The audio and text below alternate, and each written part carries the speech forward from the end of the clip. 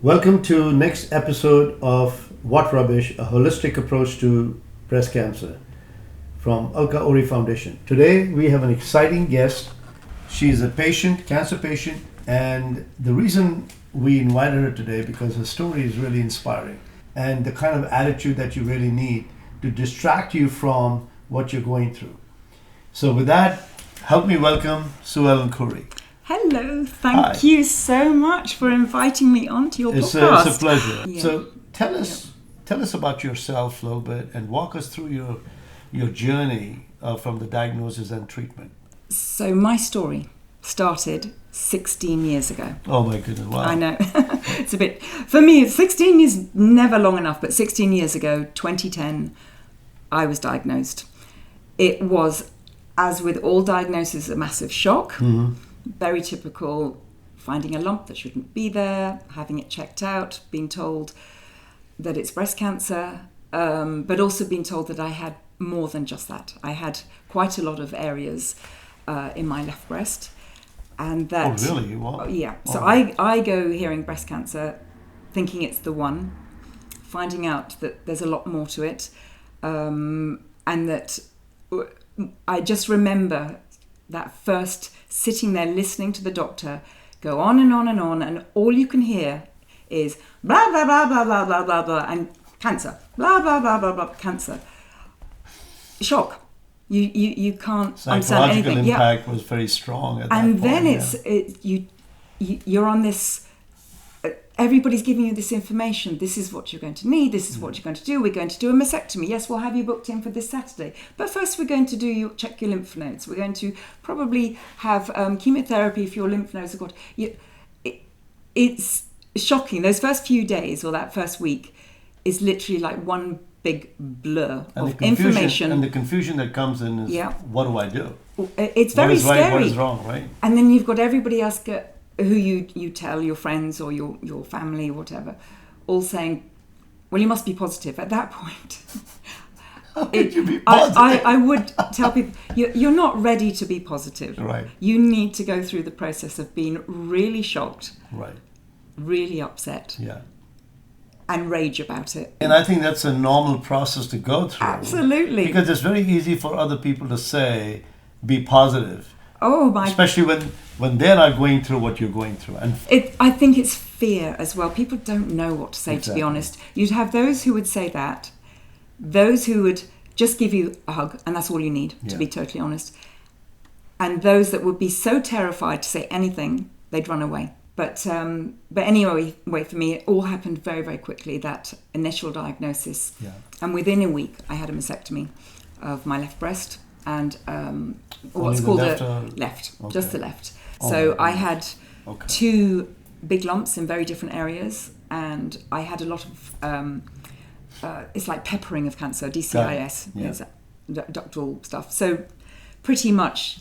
to have a lumpectomy would be a lot of different lumps, so you might as well lose the whole breast. And during surgery, for me, that's when they look at the lymph nodes. They remove a significant amount, is what he said. He came out, I removed a significant handful, okay? Actually, it was 12.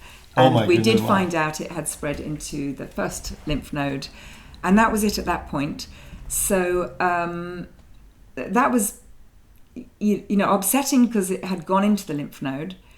Or the first one, the primary one, because it meant that I really did have to do chemotherapy because we didn't know it would have gone on anywhere else or not. Let's stop it at that point. So we did the surgery. We got through that.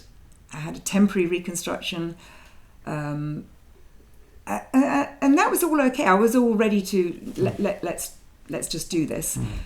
And I kept trying to say to myself, I'm not my mum. I'm doing everything it takes for my mum.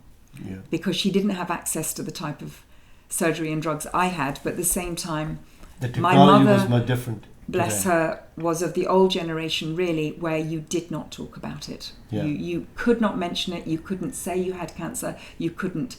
It was very private. Wow. She wouldn't even talk to us children about it. She was very young. She was 59 when she got it. Oh my goodness! And 64 when she passed.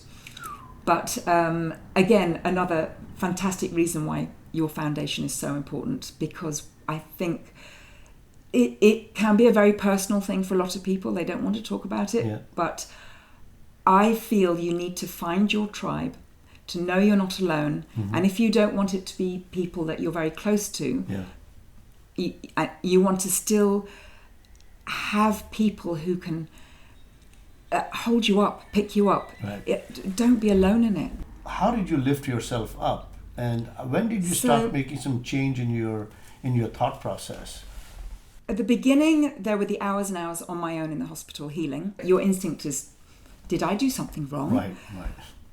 I didn't. But you think an awful lot. And you also think, but, I want to live. Yeah. I found the strength actually in the hospital. I changed my mindset then after the shock and the horror. My mindset first was, I will do whatever it takes for my daughters to do whatever's offered. So at that time. So, and I did go on to do chemotherapy. I did 6 months of pretty tough chemo. I think it's one that everybody has. It's the very first chemotherapy for, I think, most cancers is horrible.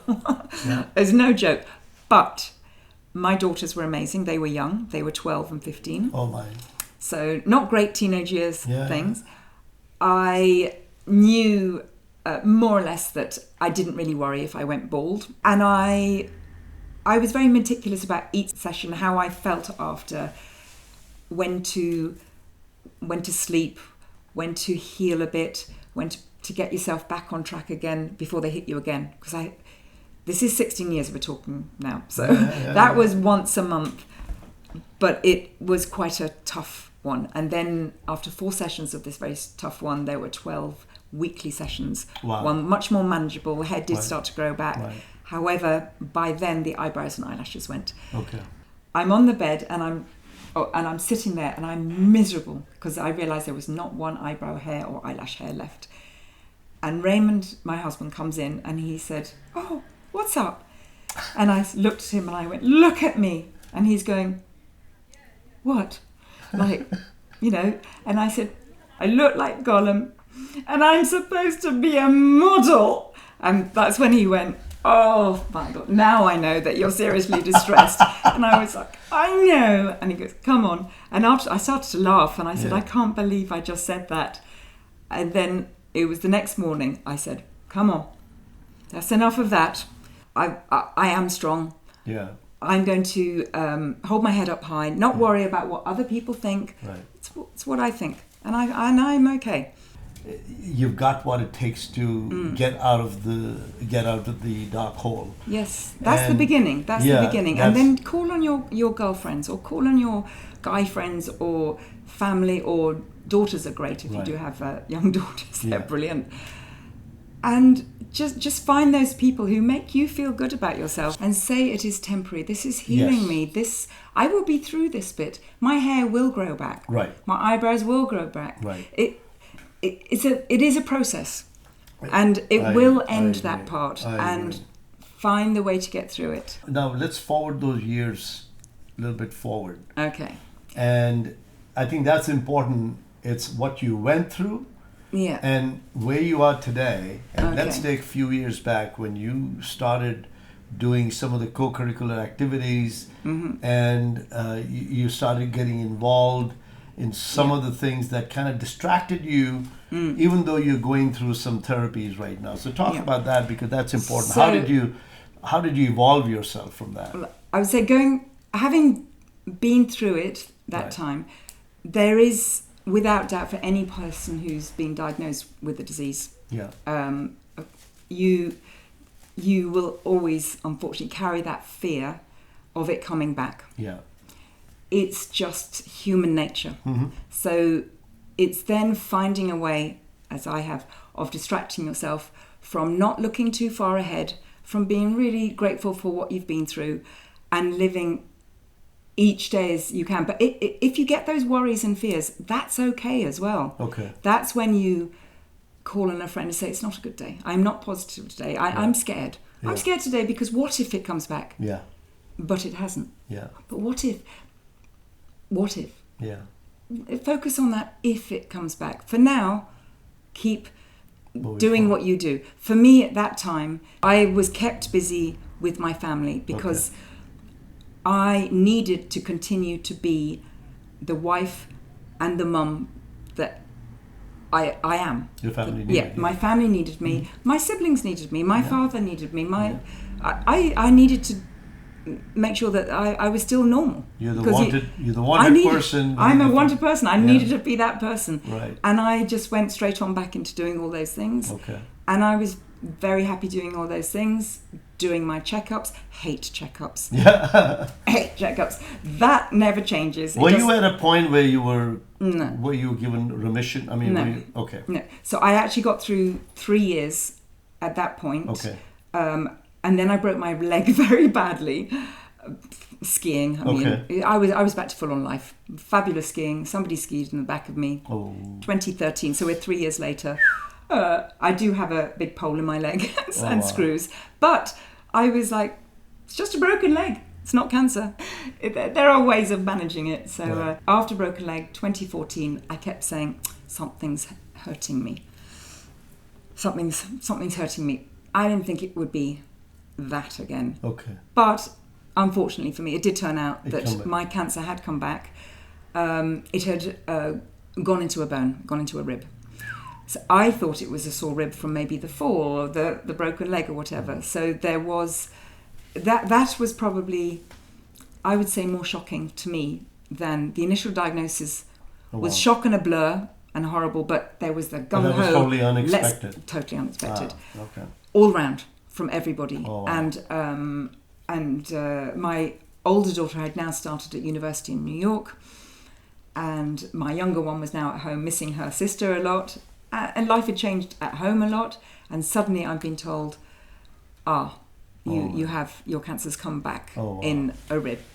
Now I am again very lucky to have had I still have incredible oncologists who, my oncologist from the beginning has always said, Suellen, I don't do statistics. They're often dated. Don't Google. I'll do the numbers. If you don't want to know numbers, I never wanted to know numbers of tumour markers, stages, levels, whatever, because they put too many images in my head. Mm-hmm. He said, that's my job, your job, get on with living life and keep, doing what you do best. So at that stage... It's interesting you say that because, I remember when my wife was diagnosed with triple-negative breast cancer and her oncologist said, either you pay attention to Google or you pay attention to me. Exactly. Yeah. So talk about, because we have human being has a general tendency that somebody gives them the information, they feel that Google is the best teacher or the source of finding information, which I think at times it can confuse the heck out of you. You will freak yourself out. If you start Googling things, you'll get scared and panicked and worried, and then there's all the negative words go in there where you start seeing, stage 4, incurable cancer, could live 3 to 5 years if you're lucky. Right. This is what is still being said on when you start trying to the metastatic triple negative breast cancer. If you Google that, it says 14 to 16 months the max you can live. My wife lived 4.5, almost 5 years. God. So that's a testament of the information, because everybody's different. Yeah.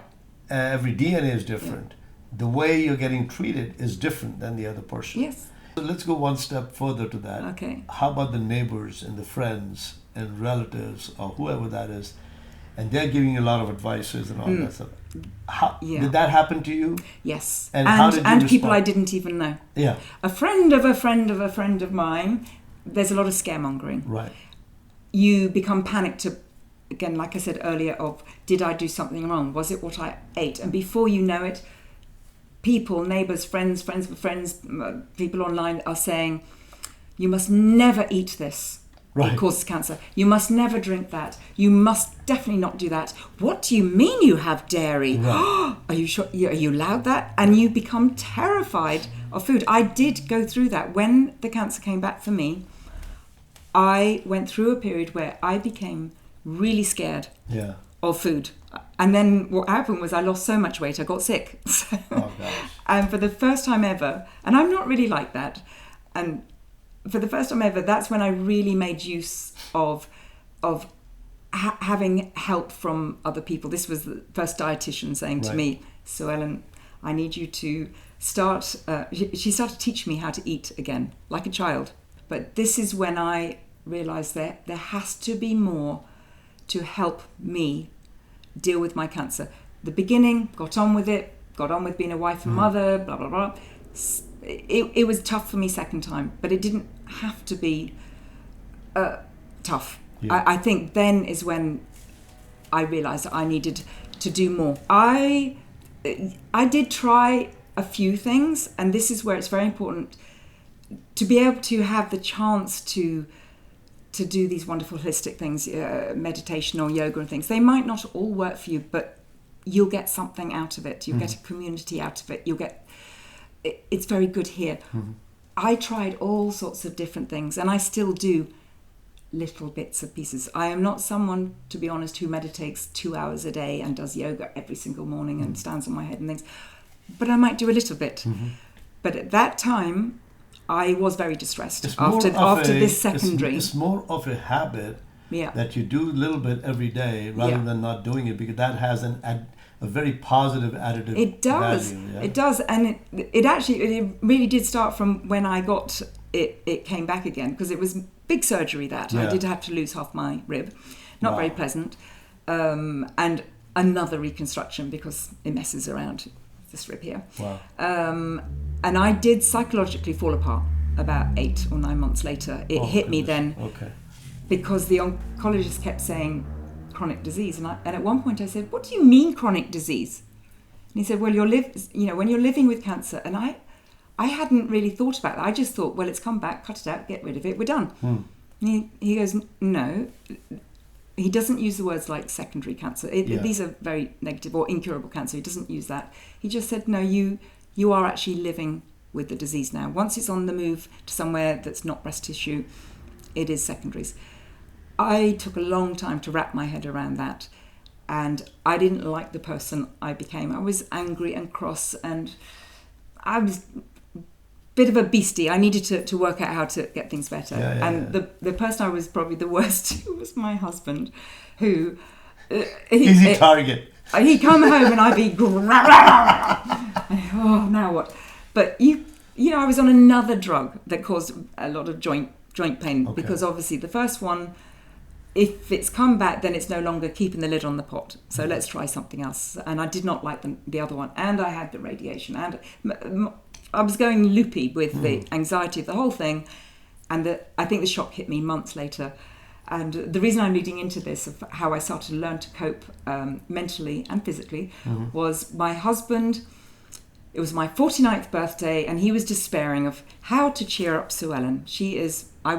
And I'm not like that. Yeah. I'm really not a miserable person, but I wasn't particularly very nice.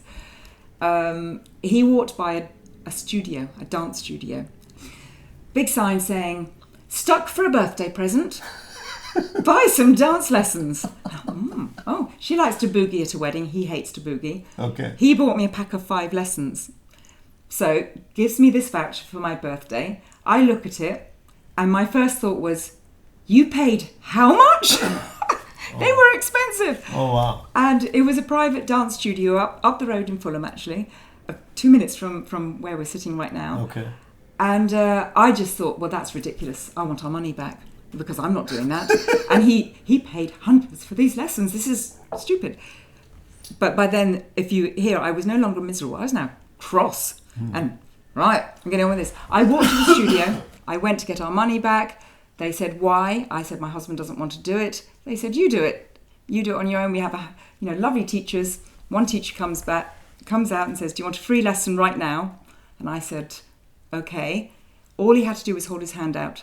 And I was, that was it. I fell for it. I went in, did my first lesson, went back to my husband, telling him, okay, I went to that studio to get our money back. Don't think I want to do it, but wow, they're very touchy-feely. He's a waltz, and I was bright red. I was probably, like this colour.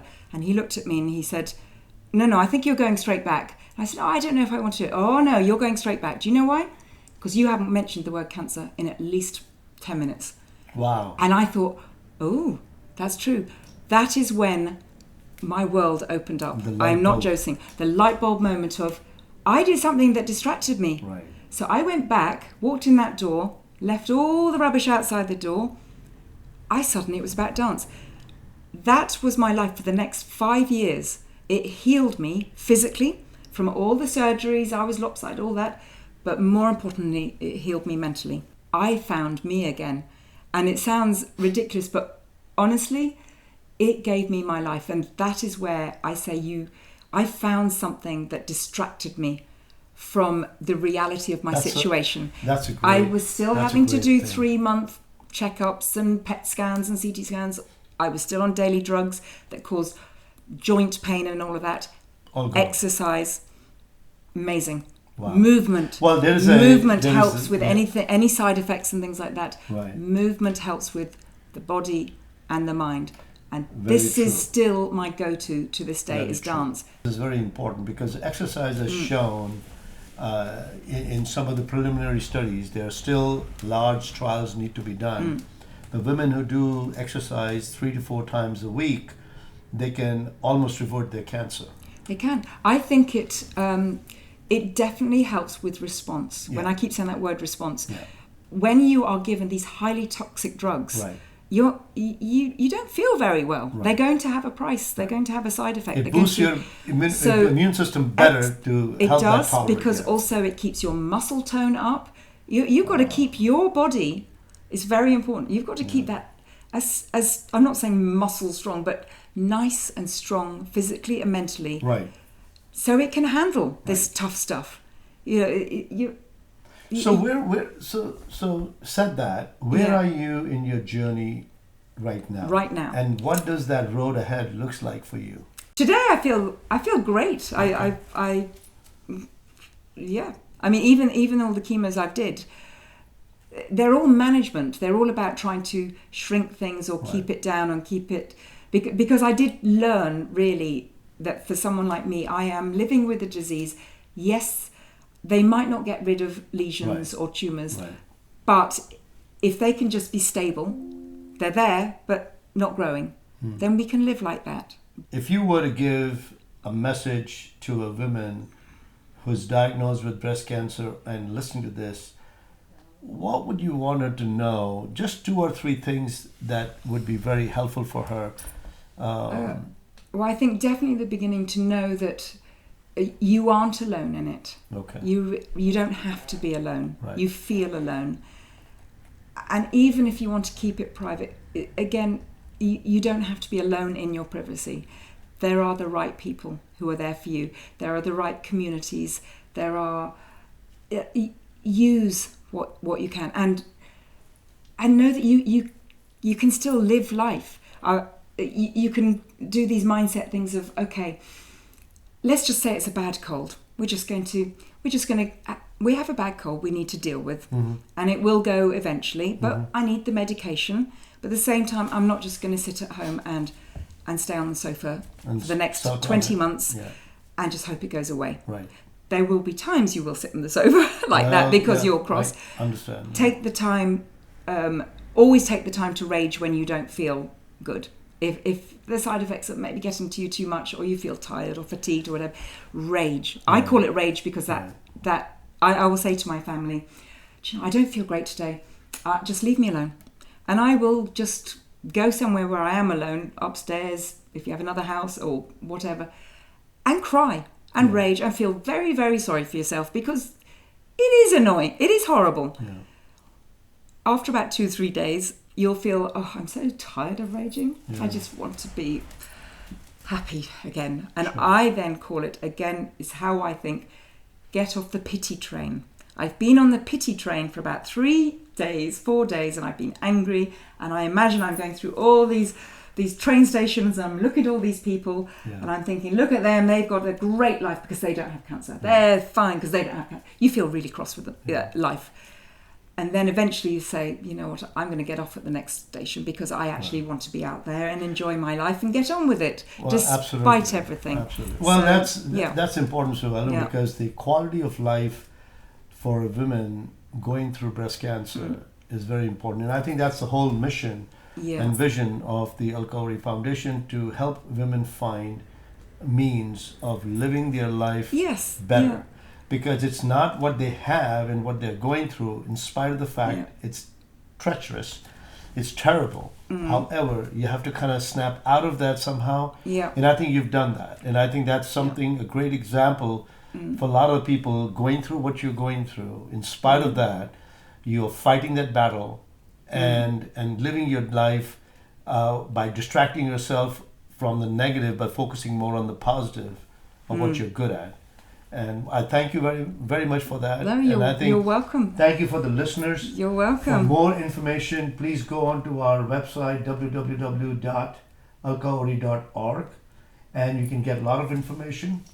And thank you, donors, for supporting the cause that we are set out to, and appreciate your efforts. Thank you very much. And thank you, Suellen, you're welcome. for joining me fantastic today. Foundation. What you're doing is honestly simply marvelous. I wish it had been around 16 years ago, but it's all the things that I've at a trial and error been doing, and you offer it. So, thank you so much. Thank you. All right, thank you, folks. Bye.